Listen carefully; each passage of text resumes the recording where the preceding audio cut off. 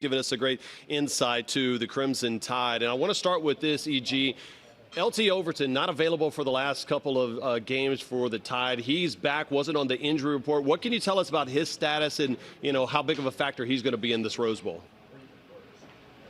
Well, first off, guys, it's always a pleasure to be here with you. I have a cooler background than normal, I will say. Matching the outfit to the Roses, of course, such a historic environment that we're in this week in Pasadena. But you're right, LT Overton has not been available. And I was able to talk with him yesterday during Alabama's media availability. And I asked him, I said, listen, I know you've probably been asked this a million times, but how are you feeling? He said, I'm feeling great. I said, were you anxious as you sat trying to get back out on the field?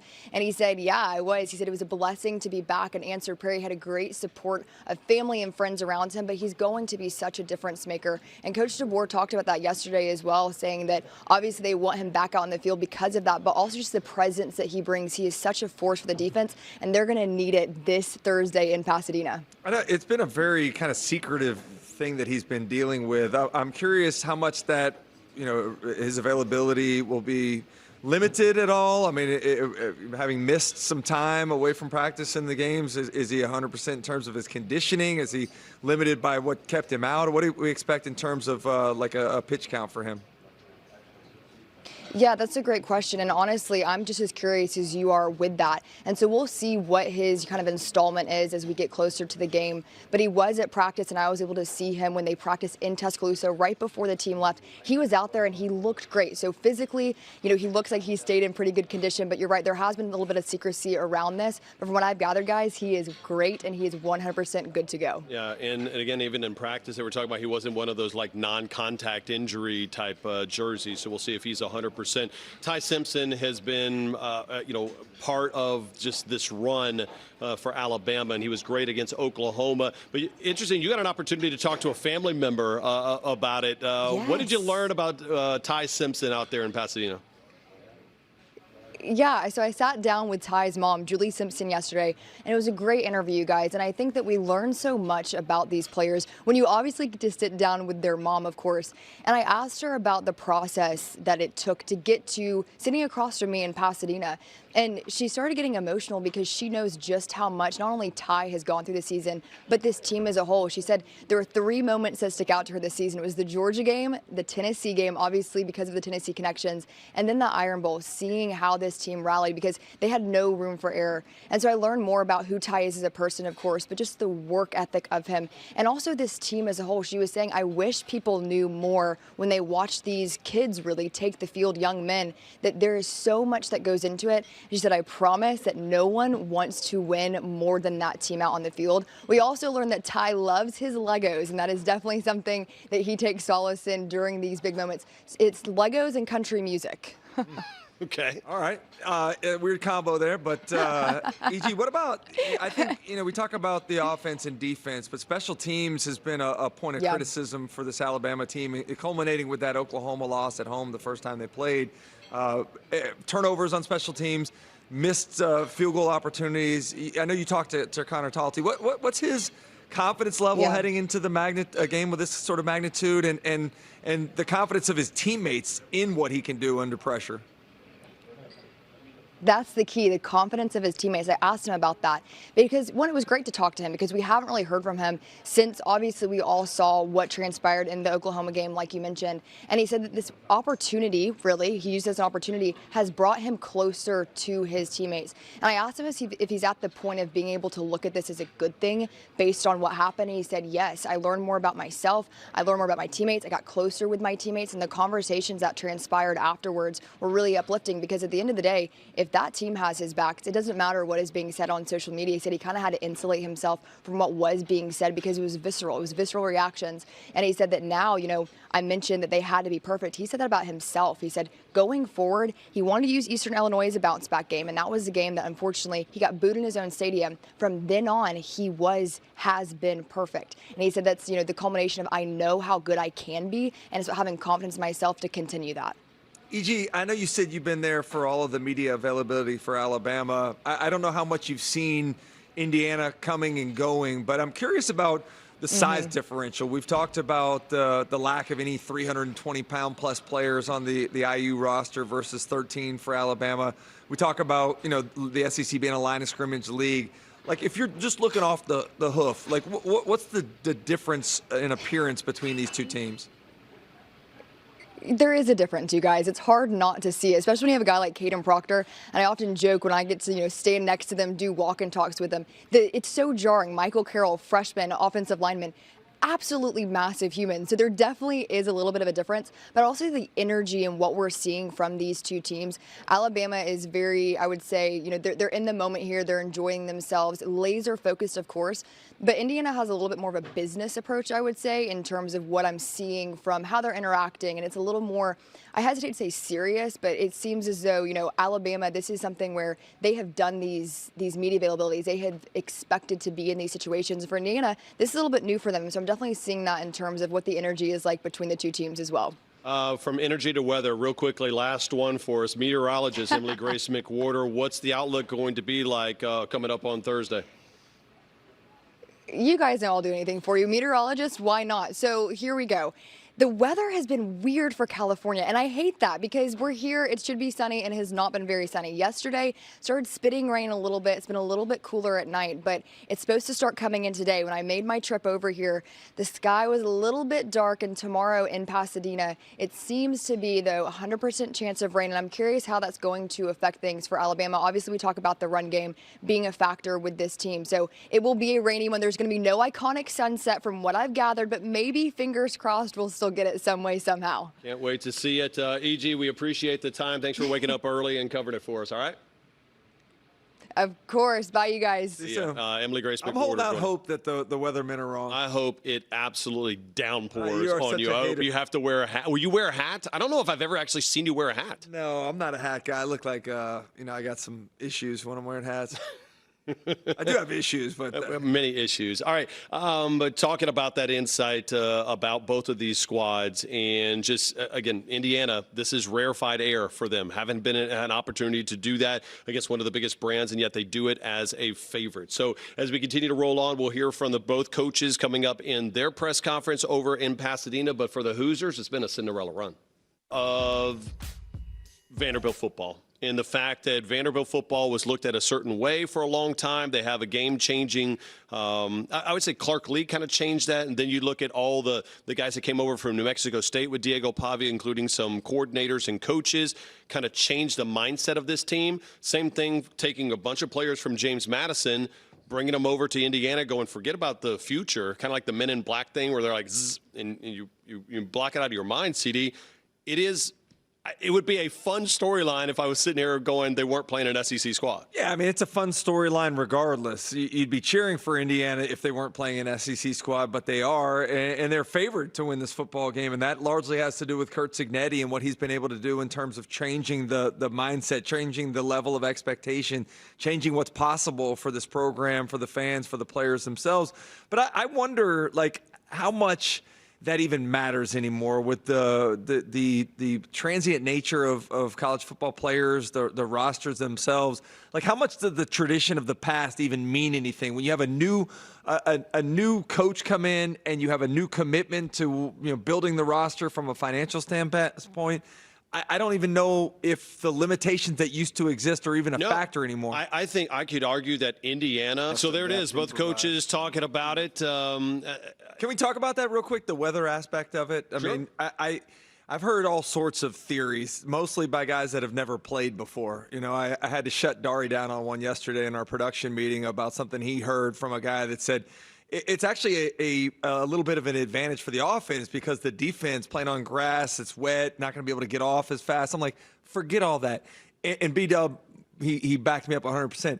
Running routes in the rain and the wet sucks. Trying to catch a wet football sucks. Like, it is not good for an offense that's predicated on throwing the football down the field, which we know Alabama is. And the one-dimensional aspect of their offense makes it even more challenging if you're going to be playing in a downpour. So I think this is really, it comes down to the ability of the offense at least to have success if they can win on the line of scrimmage, if they can run the football more successfully than they have all year long.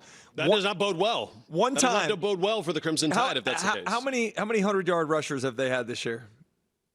Maybe one? One. Yeah, was it against Eastern Illinois? No, it was Jam Miller against Vanderbilt. Remember, it was that late run where they broke it, that ultimately kind of sealed the ball game there that I think took them over the 100-yard mark. So they're going to have to do something they haven't done very well all season, but they're also playing a team that I think, they haven't been tested the way that Alabama can test them on the line of scrimmage this season either. Yeah, I mean, the idea that when we talked to Jam Miller, he had brought up about how banged up he was throughout the season in this entire team. And again, that's something that we need to see. And that's the one. In fact, that was the one that, remember, Clark Lee got really upset with because they were kind of double-digit game. They looked at Alabama and Vanderbilt being a little bit different in that matchup. But, yeah, I mean, again, it's crazy that what you're thinking about of all places you would say, all right, you want the granddaddy of all, you want it to be at a Rose Bowl, and you're thinking it's going to be 70 degrees, perfect weather, and that's not going to be the case. So, again, you're going to have to eventually run the ball if you're Alabama, if you're going to go on a run, right? I mean, I don't think that there's a doubt in that. Tell me the last time a one-dimensional team that couldn't run the ball at all won a national championship. I can't think of one. LSU 2019. No, I understand. I'm just saying. No. I'm just saying. Clyde Edwards-Helaire late into the season began to run the ball fairly well. I don't recall how. I mean, just Alabama in 2020 were so prolific in their passing that they did everything. Yeah, they could run the football well too. But I mean, that's probably the closest I've seen to a quote-unquote one-dimensional team, and that's what I'm very curious to see what Ryan Grubb has. And if it doesn't work early, do you just completely get away from it?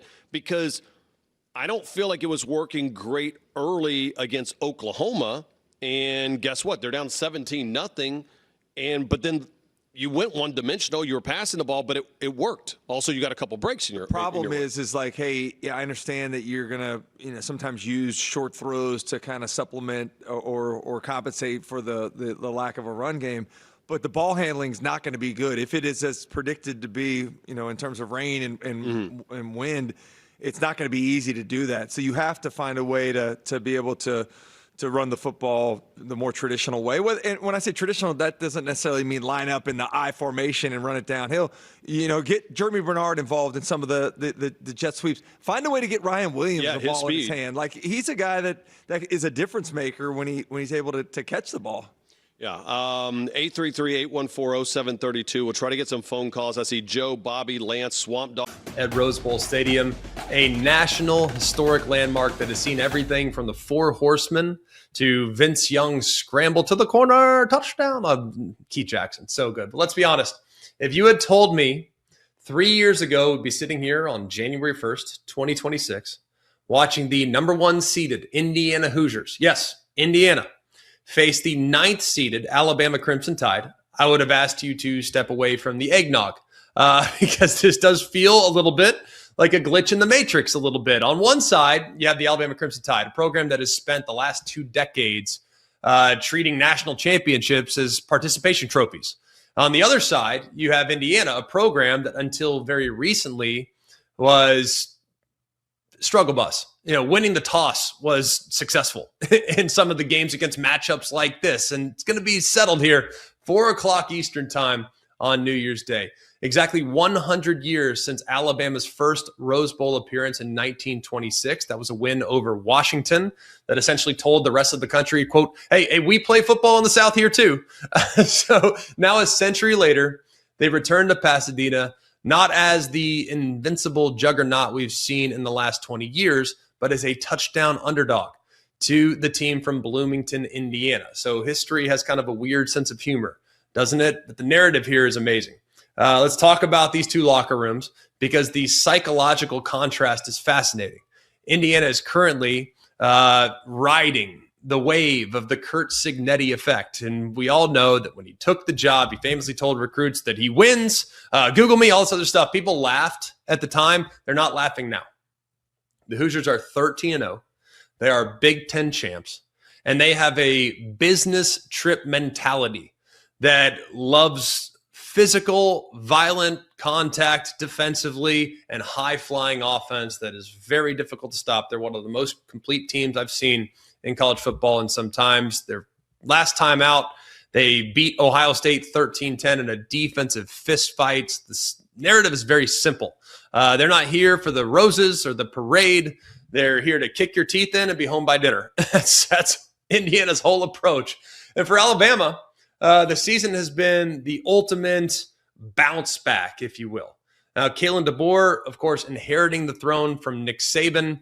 It's tough to follow Nick Saban. And there have been some moments along the way in which they've struggled, but they've also looked very dominant at times as well.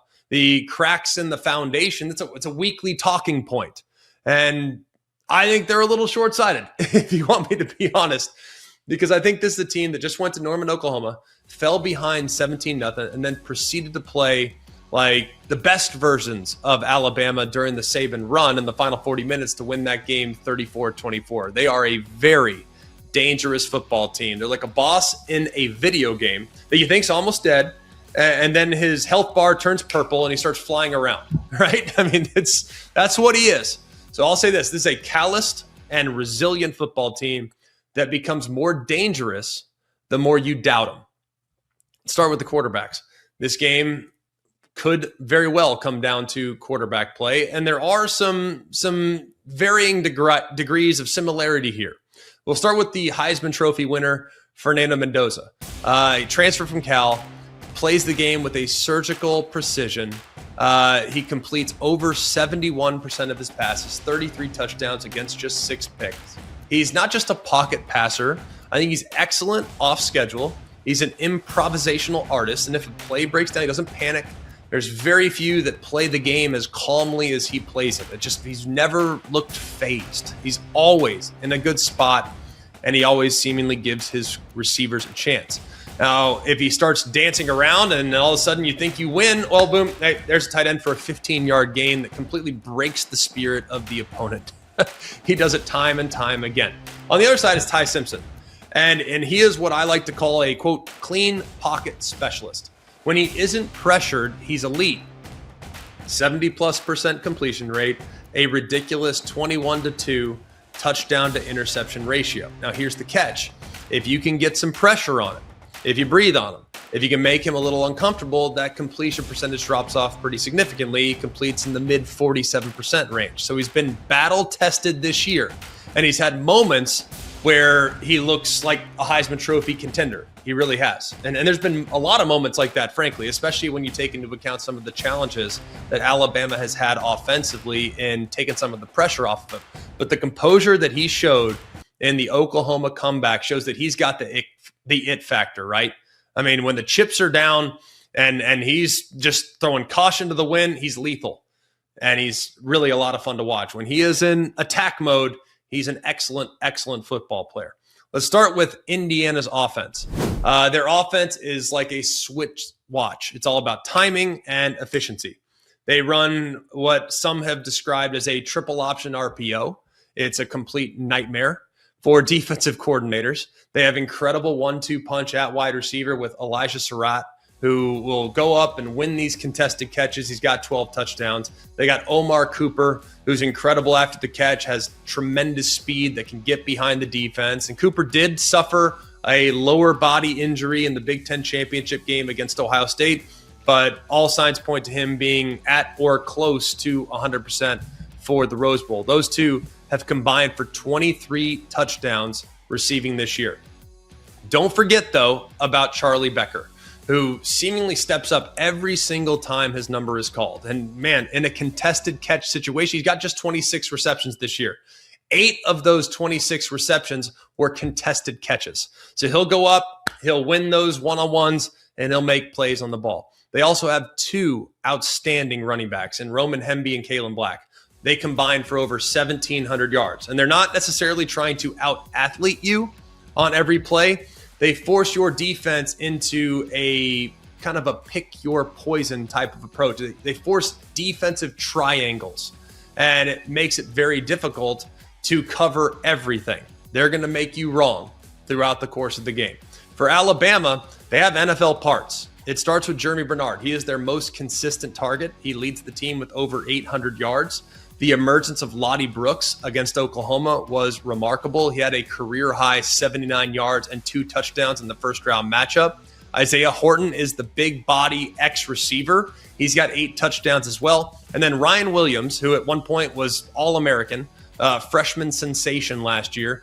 He still remains a home run threat every single time he touches the ball, but he hasn't really been at his best the last few weeks. Really hasn't been at his best all season long. Has had some drops, has had some challenges, but he's still a very viable weapon. And if you catch him on the wrong day, he has, over the course of his career, shown the ability to take over the game. And last but certainly not least, Josh Cuevas, one of the more reliable tight ends in the entire country. He's now back after a foot injury that sidelined him the last few weeks of the regular season and the SEC championship game. The problem for Alabama is the run game. Let's just say it has not been helpful for the Tide. They gained -3 yards against Georgia in the SEC title. They had just 28 yards rushing against Oklahoma. That's not a typo. You would think that Alabama could gain 28 yards just by falling forward a couple times. However, when you watch the Oklahoma game, there were a couple moments where you felt like, all right, maybe some progress is being made with how they run the football.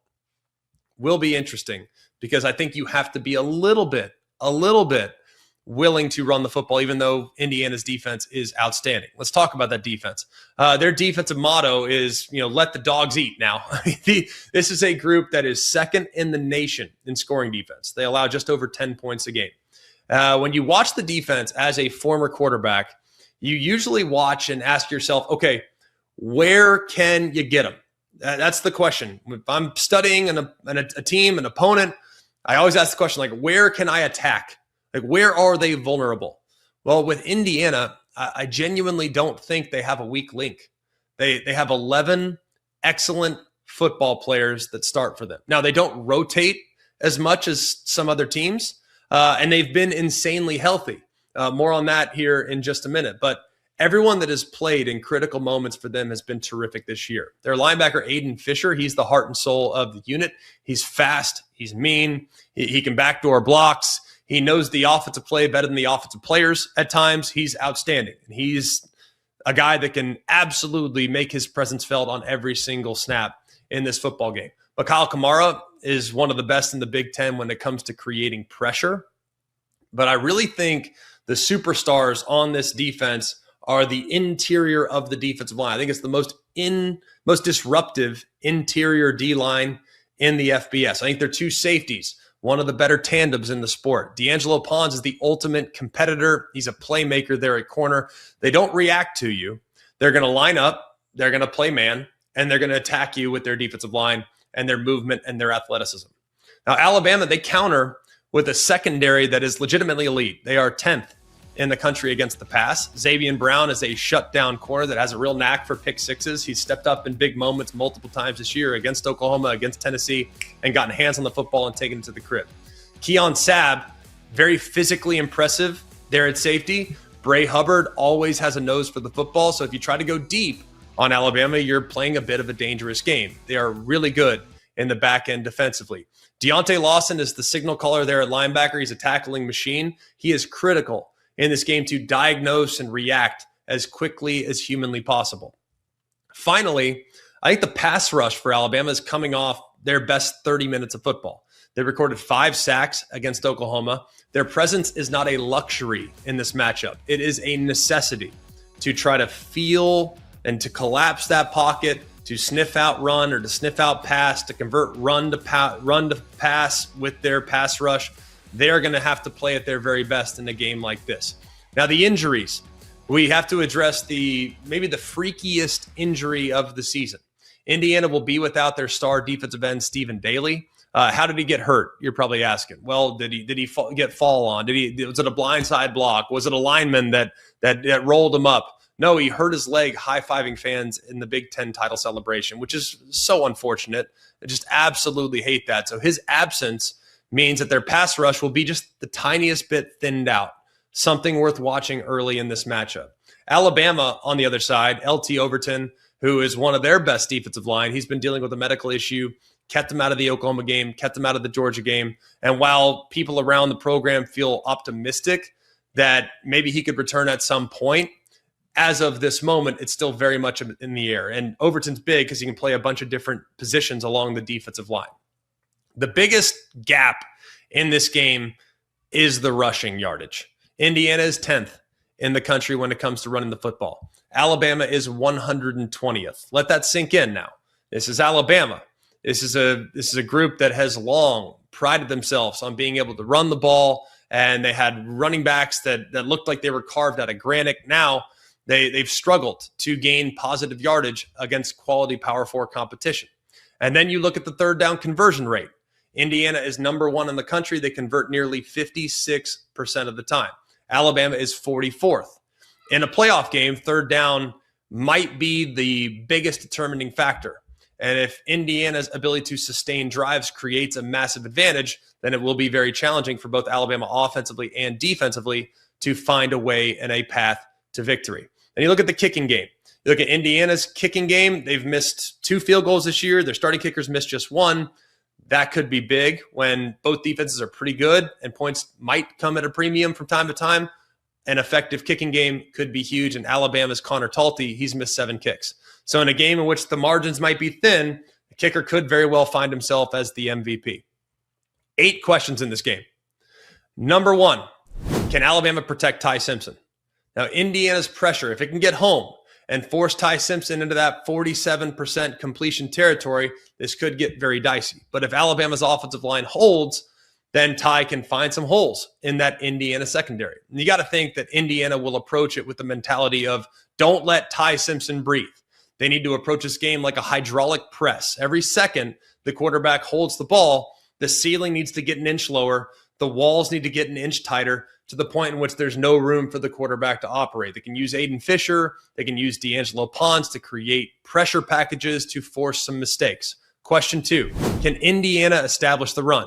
Now, Indiana has the Heisman Trophy winner at quarterback, yet they run the ball on 55% of their offensive snaps. They're going to lean on Hemby. They're going to lean on Black. This is a group that averages over 220 yards a game, and they'll use the RPO effectively to sustain long, time-consuming drives that could potentially wear Alabama down. Question 3, can Alabama create a little balance? Look, Alabama doesn't need to run the ball 200 yards. That's probably not going to happen. Let's just be real. But they need just enough of a threat to stop Indiana from pinning their ears back with their pass rush. If they run for 28 yards again, it could be very difficult. Alabama does not necessarily need to dominate on the ground, but they must avoid catastrophic rushing failures that you've seen at times this year. And in their last 5 games against Power 4 defenses, Alabama's averaged under 64 yards rushing a game. Like I said, that includes a negative yardage performance against Georgia and a 28-yard performance against Oklahoma. If they can't get to 50, 80 yards, then Indiana will be able to play that vertical defensive shell that focuses entirely on disrupting Ty Simpson's passing rhythm. Question 4, will Indiana's weapons on the outside be able to consistently win against Alabama's secondary? Alabama plays a bunch of zone coverage, and I'm thinking you're going to see in this game, probably going to see a little more man. I don't think they have a choice.